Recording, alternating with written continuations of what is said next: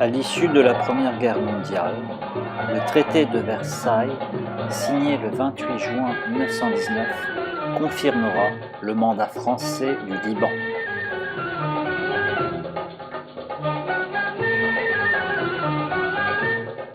Cette période sera trouble, avec, d'un côté, des manifestations nationalistes arabes exigeant le rattachement de ce qui deviendra le Liban au royaume de Syrie du roi Faisal Ibn Hussein, et d'un autre côté, la mise en place d'un Liban indépendant protégé par la France.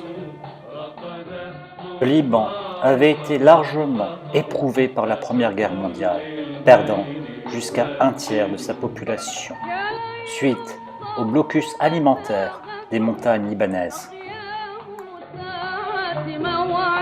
L'État du Grand Liban est proclamé le 1er septembre 1920 par le général Henri-Joseph Eugène Gouraud, représentant l'autorité française mandataire sur la Syrie et le Liban, du haut des marches de la résidence des Pins à Beyrouth, et en présence du patriarche maronite Elias Hayek à sa droite et de Moufti à sa gauche. Nous entendons là l'hymne national de l'État du Grand Liban. Les autorités du mandat, dont le gouverneur général, un militaire d'abord, siégeront alors au Grand Sérail et ont transformé la résidence des Pins en leur domicile personnel. Au gouverneur militaire succédera dès 1924 une administration civile française. Durant leur mission, naîtront les principaux organes de ce qui deviendra l'État du Liban, et notamment, le 24 janvier 1924, la livre libano-syrienne. Suite à l'échec de l'administration militaire de la zone, une administration civile sera donc mise en place, à l'initiative d'Henri de Jouvenel, avec pour objectif la mise en place de la constitution libanaise qui sera rendue officielle le 23 mai 1926. Largement inspirée de la constitution de la Deuxième République française, tout comme cette dernière, elle limitera les pouvoirs exécutifs du président de la République. Elle sera promulguée 4 ans après, le 22 mai 1930, et sera la cause d'une instabilité gouvernementale chronique. Le 26 mai 1926 sera élu le premier président de la République libanaise, Charles Debesse, puis, le 29 mai 1926, Auguste Bacha Habib constituera le premier gouvernement libanais. Le 13 novembre 1936 sera signé le traité franco-libanais qui stipule l'accession à l'indépendance du Liban dans un délai de 3 ans, soit en 1939. Ce traité sera cependant dénoncé par des personnalités sunnites réunies au Congrès du Sahel qui réclament le rattachement du Liban à la Syrie. Le texte stipulait une coordination entre les deux pays sur le plan de la politique étrangère, de la défense, tout en établissant des relations diplomatiques. La France s'engage à protéger le Liban et le pays des Cèdres a accepté la présence de troupes françaises sans limitation de durée ou d'effectifs pour les 25 prochaines années. Des troubles communautaires éclatent alors à Beyrouth et à Tripoli. Avec ses ports, ses infrastructures, le Liban détiendra une position géostratégique cruciale à l'époque de la Deuxième Guerre mondiale. Alors occupé par les forces de Vichy, le 28 juin, le général Dens, nommé comme gouverneur du Liban, succédera à Gabriel Puot. La population libanaise craint alors une nouvelle vague de famine, comme ce qui s'est passé durant la Première Guerre mondiale.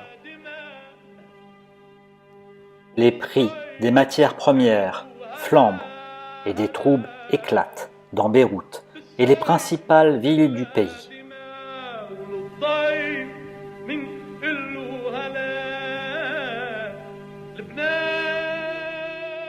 Par ailleurs, les troupes de la France libre du général de Gaulle, soutenu par les troupes britanniques, prennent le contrôle du Liban en réaction à l'utilisation par l'Allemagne d'infrastructures militaires françaises en Syrie et au Liban, dont l'aéroport de Raya.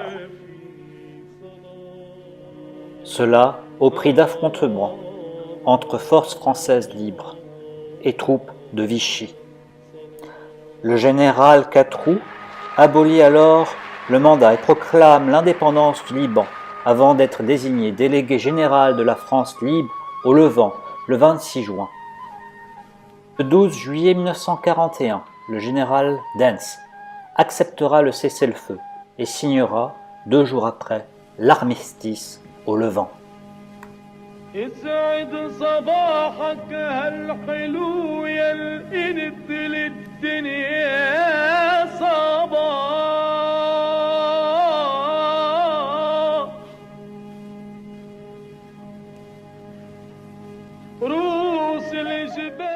Beyrouth n'avait pas échappé à la guerre et a été durement touchée par les combats entre forces vichistes et forces françaises libres. Les bombes y ont jeté la ruine et la désolation.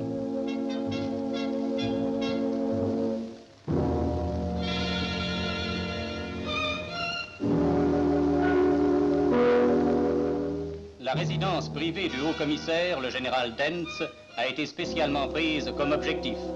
2 bombes explosives l'ont atteinte en plein, tuant et blessant de nombreux civils.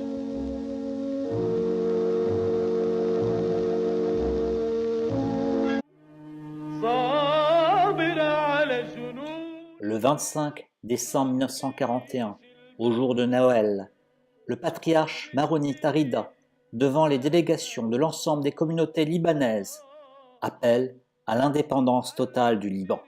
Le général Catroux refuse, estimant prématurer cette indépendance tant que dure la Deuxième Guerre mondiale.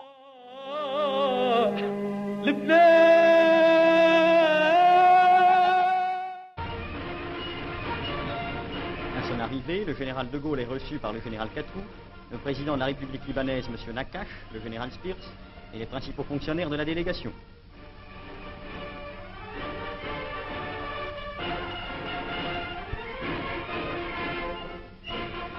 En août 1942, le général de Gaulle, alors en déplacement au Liban, dénonce les ingérences étrangères et estime impossible la tenue d'élections législatives tant que durera le conflit.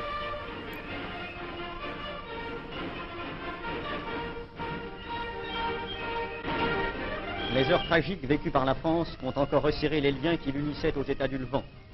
La France reste fidèle à ses amitiés et la visite du général de Gaulle au Liban va marquer une nouvelle et heureuse étape de cette amitié traditionnelle. Le général de Gaulle, accompagné du général Catroux, se rend ensuite à la résidence des Pins, où il est accueilli par la garde tcherkesse et la garde libanaise. Le 24 janvier 1943, le général Catroux rétablit la constitution libanaise et nomme Ayoub Tabet nouveau président de la République.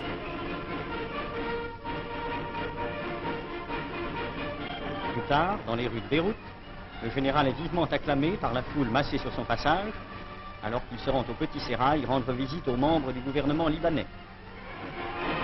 Il décidera également de l'organisation d'élections législatives dans les 3 prochains mois. Il sera ensuite remplacé par Jean Heuleux. Ce dernier démettra Ayoub Tabet pour le remplacer par Pedro Prade.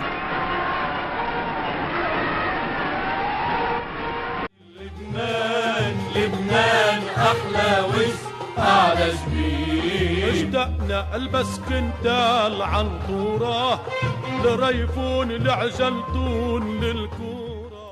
Un nouveau parlement sera alors élu.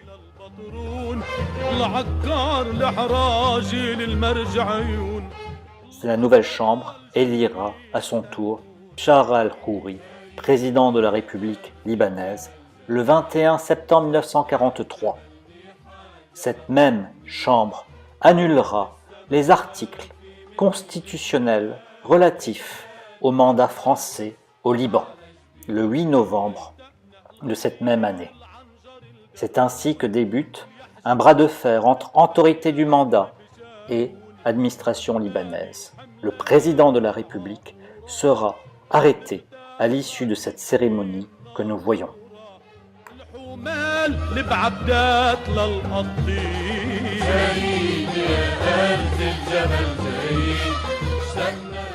Outre le président de la République, Béchar al-Khouri, le gouverneur Euleux répliquera en arrêtant également de nombreux autres dirigeants libanais, dont le président du Conseil, Riyad es-Soloh, des membres du gouvernement et des parlementaires.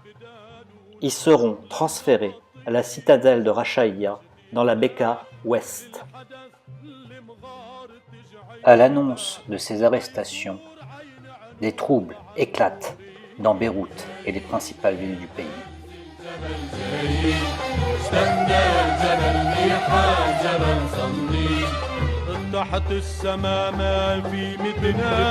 Le même jour, le 11 novembre, 7 parlementaires libanais s'introduisent dans le Parlement en dépit d'un blocus des forces de l'ordre et adoptent le drapeau libanais. Le président de la République et son gouvernement ne seront libérés que le 22 novembre, suite à un ultimatum britannique en leur faveur. En effet, la population libanaise a commencé à se mobiliser suite à l'arrestation de ses dirigeants. C'est alors que Britanniques et Américains sont intervenus.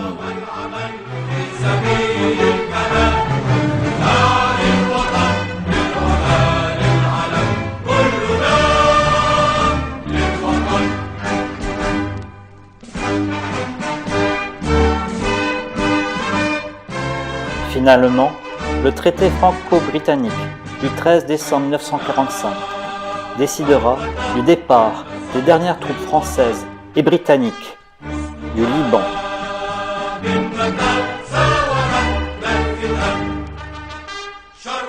Ces dernières quitteront Beyrouth le 7 avril 1946.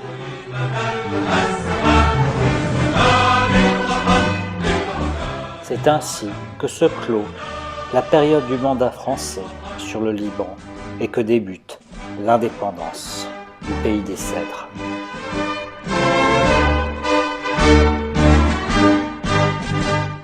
Les autorités libanaises, finalement, pourront enfin siéger au Grand Sérail de Beyrouth.